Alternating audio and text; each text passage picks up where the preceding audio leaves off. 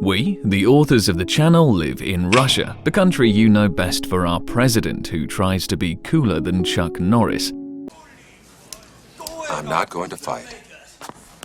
But despite having a fierce president, Russia is not known for any significant medical discoveries. But suddenly, when COVID has raged around the world, we've developed a working vaccine against the contagion. The only problem is that no one believes the authorities or the president himself that the vaccine works. Forget the disbelief, people think they're being poisoned. Actually, it turns out to be a funny situation. People seem to be willing to get vaccinated, but not with domestic medicine, because there's zero credibility, but with a Western vaccine. But the problem is that Western vaccines are not allowed in our country, and sometimes it's impossible not to get vaccinated because companies threaten to fire you from the job. The government has also introduced QR codes, which were the must for people to be allowed into all kinds of restaurants and cafes. With this background, we even had a market for counterfeit vaccination certificates. Yes, in the blink of an eye, the whole black market has emerged with fake papers and QR codes confirming that you've supposedly been vaccinated. Write in the comments if you have the same mess going on and people are willing to pay for a fake piece of paper. Coronavirus is the kind of infection that absolutely doesn't care what country it is in. Amidst all this chaos with the weak Russian medicine, the lack of proven studies, the lack of all those Western vaccines like Pfizer and Moderna, I wondered if it was worth getting vaccinated with a Russian vaccine and how good it even was. So, I decided to deal with the issue the way I know. It's okay to have doubts, but it is very important to dive deeply into the matter and not listen to the niece's cousin of a forgotten old friend. I must say right away that I noticed one serious side effect from vaccination. Having received it, the patient develops an increased level of self-importance and uncontrollable desire to deem all unvaccinated people conspiracy theorists. But I believe it is radicalism. It is very one-sided to divide people into know-it-alls and medieval idiots. Specifically, in our Russian reality, society is divided into more groups. There are 5 of them. The first one is conspiracy theorists. These guys are all about chipization, 5G towers, reptilians and all that jazz. The next ones are anti-vaxxers. These people, for their reasons, are against all vaccines and they don't recognize them. One of their arguments is that it is better to go through illness naturally than to get a shot of unknown chemicals. Ironically, the very first vaccine was natural. We made a video about it. And surprisingly, the chemicals from smallpox were much safer than a natural virus. The third group. Here we've got those who aren't against all vaccines. They'd happily get a shot of Pfizer and Moderna, but they don't trust Russian options, which is understandable since we have the poison czar at the helm.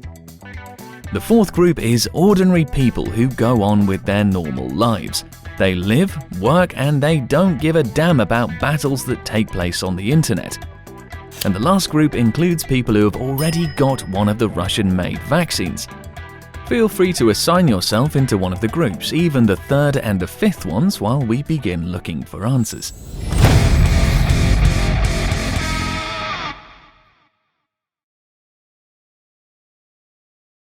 Let's remember the fundamentals. After all, only after understanding the basics can we make any conclusions. The very essence of the virus is its genetic information, RNA. The virus lives with one purpose: to inject its RNA into cells of a host. When it rolls up to a cell, its spikes begin to work. The virus uses them to bind to the cellular receptors.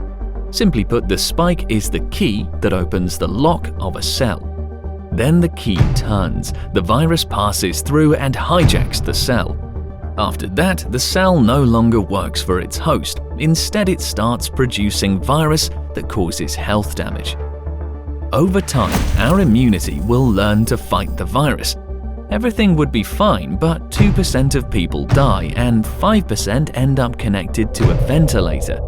These negative outcomes are documented, but the long-term consequences are still poorly understood. Recently, the concept of the post-COVID syndrome has been introduced. It is observed in patients who seem to have recovered, but keep experiencing chronic fatigue, shortness of breath, joint pain, depression, and loss of smell.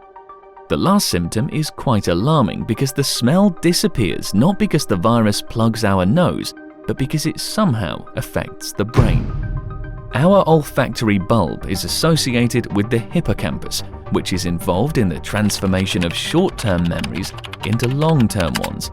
That's why there may be a disruption of cognitive abilities. In other words, those affected feel dumb.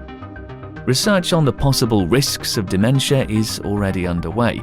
So the illness that was deemed to be no worse than a flu has a very powerful arsenal. Personally, I am afraid of its effect on the brain. How am I going to be making videos? It's a tough task when you feel stupid and depressed. Couldn't the virus at least make you feel happy?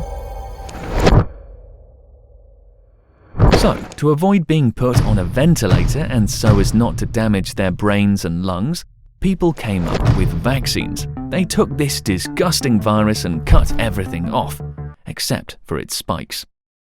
Did you mean that genetic material is extracted from the RNA of the virus that encodes the S protein of the original strain? Piss off, kids are watching. So, they took these spikes, which, as you remember, are the key to our cells, but the very essence of the virus, its RNA, isn't there anymore. These spikes were put in a delivery unit, which clever people call a vector.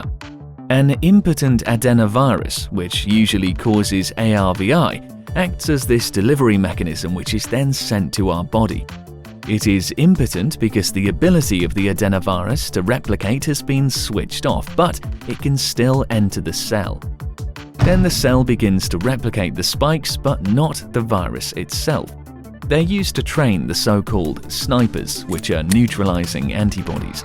They take a close look at these foreign particles, take aim, and gradually become well trained to recognize and eliminate the invaders. Then the cleaners, or T lymphocytes, show up and cleanse the affected cell so that it no longer produces anything nasty.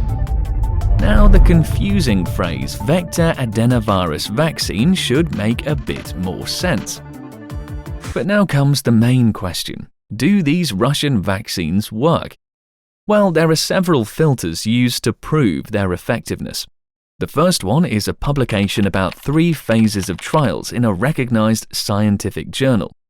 Among Russian vaccines, only 1 out of 3 vaccines passed the first filter, Sputnik V.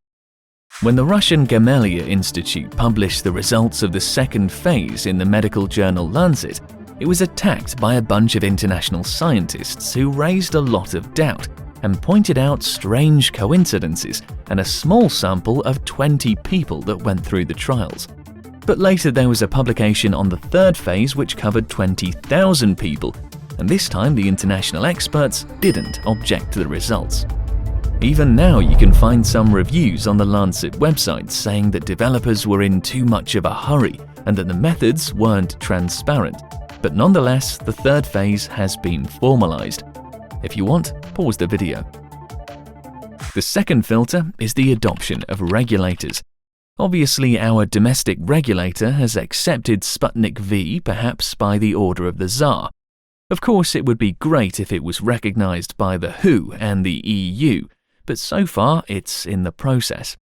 It is also partly influenced by the fact that we simply lack professionals who can correctly submit documents and reports for international organizations.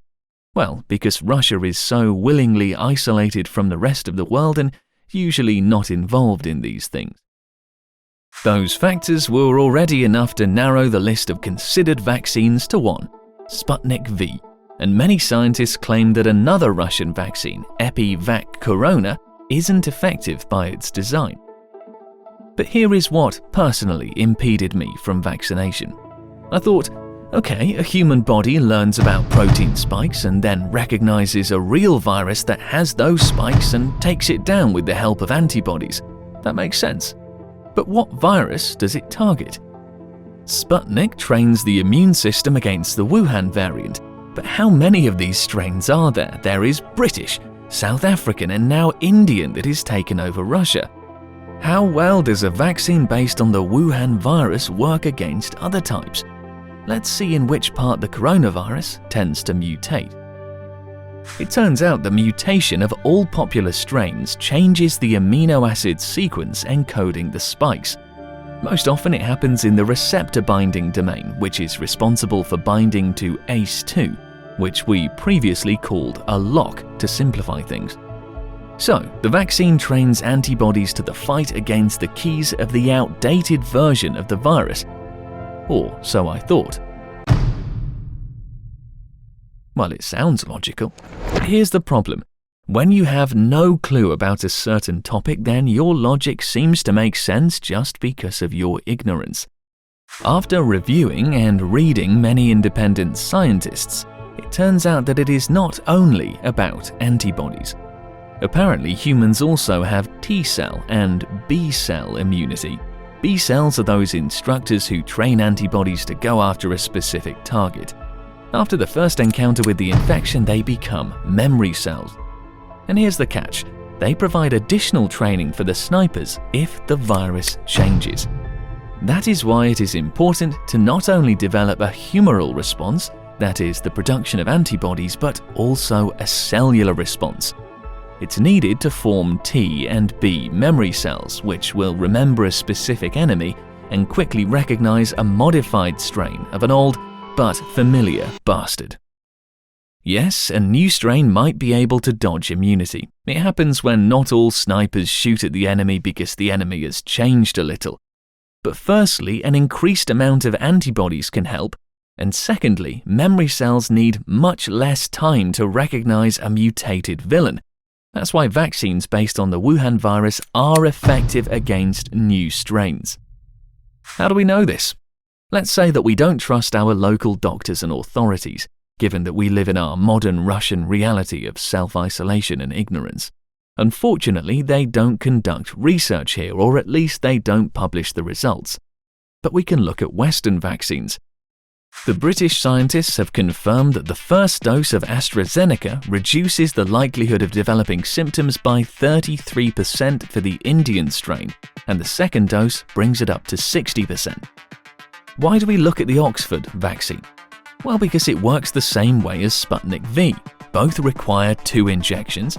The only difference is that Sputnik has 2 vectors, adenovirus 26 and 5, and AstraZeneca uses only 1 delivery unit, which is chimpanzee adenovirus. So, from the design standpoint, Sputnik takes into account a few more possible outcomes, which is pointed out by foreign experts. Unlike AstraZeneca, it uses 2 different vector viruses for the first and second dose. This is very reasonable as it can prevent potential efficacy degradation due to immune responses to vectors.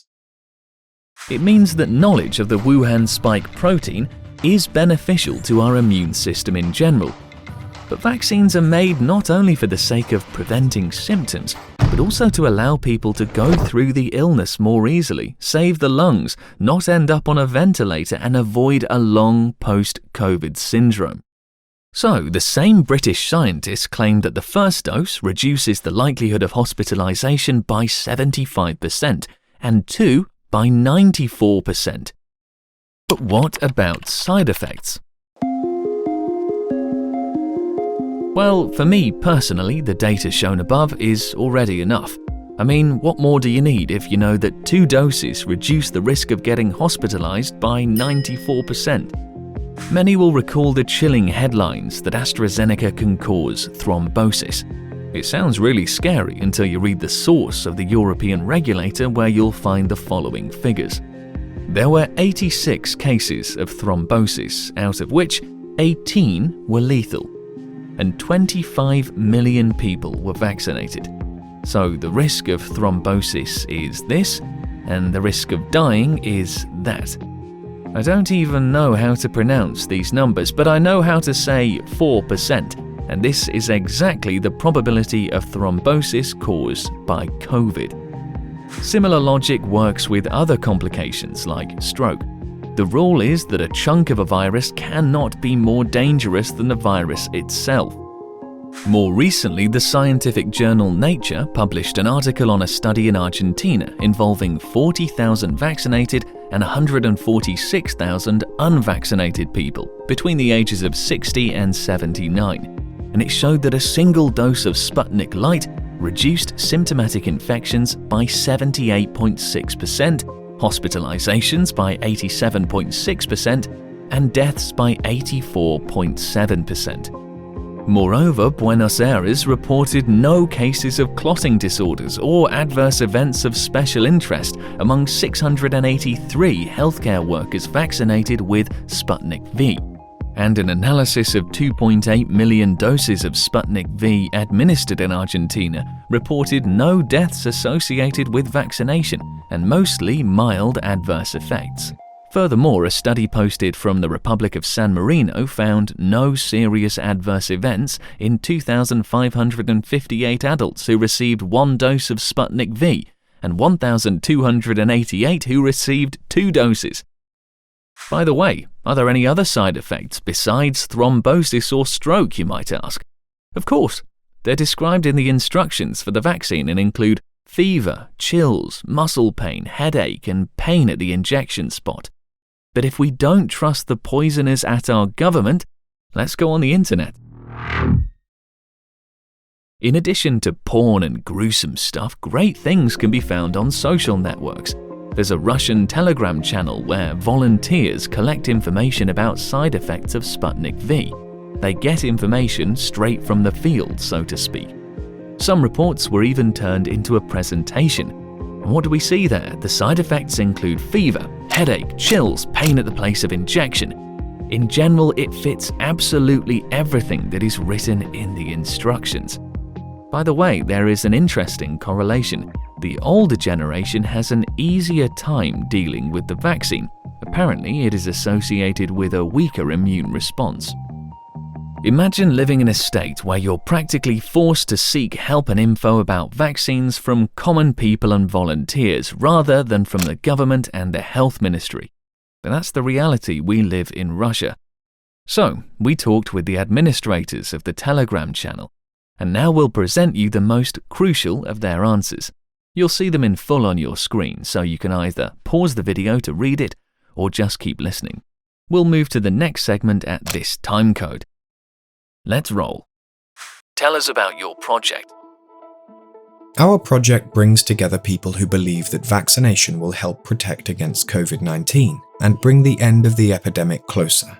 We collect feedback from vaccinated people, follow vaccination news and scientific articles, and refute fake information. Examples of real people build trust. Our project consists of volunteers, and it formed spontaneously.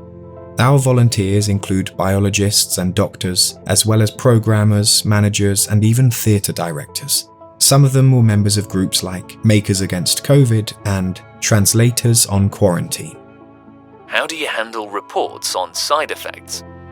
If somebody reports a serious side effect, then we contact the author of the report so they could provide more detail, and ask for a vaccination certificate and medical documents with a diagnosis, as well as papers received after discharge from the hospital with hidden personal data. We also ask them to email that information to the developer of the vaccine. How many hospitalizations were reported after receiving the second dose? From December to April, we didn't register a single severe case of COVID-19 among those vaccinated by Sputnik V. People were getting ill very rarely and always had it in a mild form. Usually, it manifested in a runny nose and light fever for several days.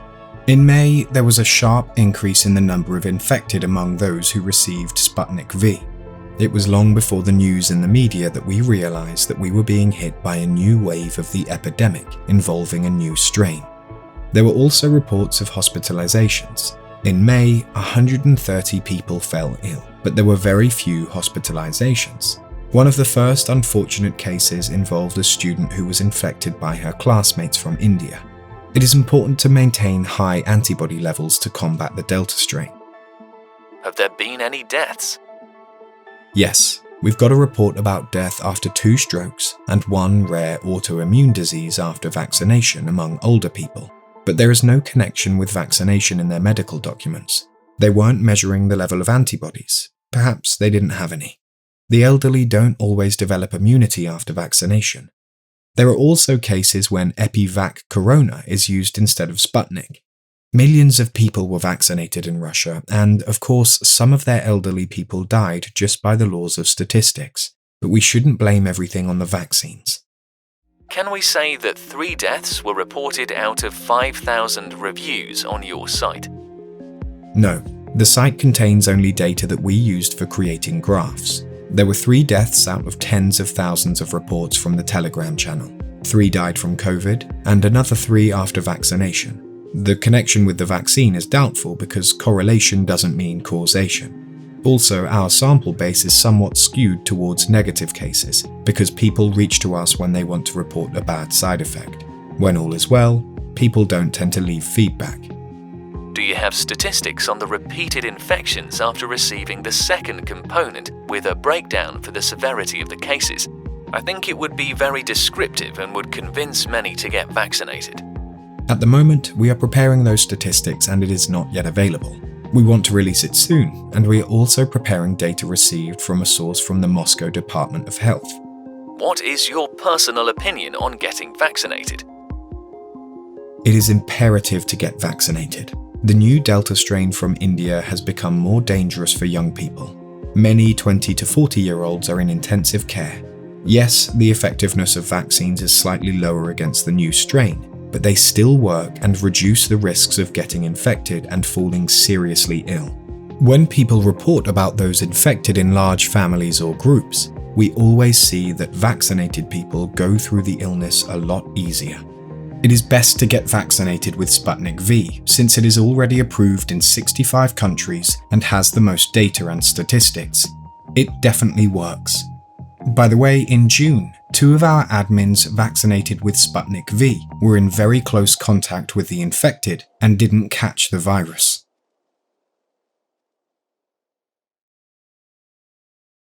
A stupid situation has developed in our country. For the first time in a long time, Russia created an important and top-notch product that can compete with foreign vaccines, but its PR campaign has been abysmal. Phases 1 and 2 of clinical trials were poorly presented. The effectiveness of the vaccine was claimed prematurely before providing all the necessary data to support it. At first, there were promises of lifelong immunity, and then it turned into having to get vaccinated every 6 months. There was a shady situation with vaccine shipments to Slovakia. Lotteries with car prizes were held. The vaccination is both voluntary and mandatory. It is only a recommendation, but if you don't follow it, you'll be fired from your job. The inability to provide people with accessible information undermined the credibility of the authorities and doctors. And it's crazy that you have to look for independent scientists on Facebook, read their posts, watch streams, compare the studies of similar vaccines, and turn to statisticians from ordinary people. This work should be carried out by the Ministry of Health, not goddamn volunteers. But on the other hand, it's good that we found these sources to make such an important decision. I was skeptical about Russian vaccines, and now I'm finishing this text having been vaccinated.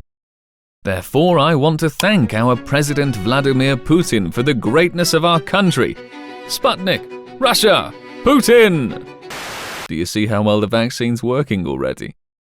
But no, really, I want to thank the competent people who told me which vaccines work and which don't. They shed light on many of the blind spots. I'm sure there were biology-related errors and mistakes in the video, but it is a reflection of my thought process on the analysis of this topic. I will address just one question to the first group, the conspiracy theorists who believe that vaccines are used to get rid of us. Tell me, who is the support of the existing system of power? It is the police, the army, and other security forces. Now tell me, if the vaccine killed people, would these millions of people be vaccinated? I doubt it. And the system benefits much more if you're alive, because you pay taxes. I'm sure of that because the VAT from the purchases we make in 1 month covers several costs of a single vaccine. So, the ideal person for the system is an eternally working and eternally consuming citizen. I'm going to end the video with a quote from evolutionary biologist Georgy Bazykin. It is the interaction of the unvaccinated and the vaccinated that maximally contributes to the evolution of the virus, enabling it to create a strain that will be able to escape from immunity and hook onto the vaccinated. The under-vaccinated country will become an incubator for the new strains.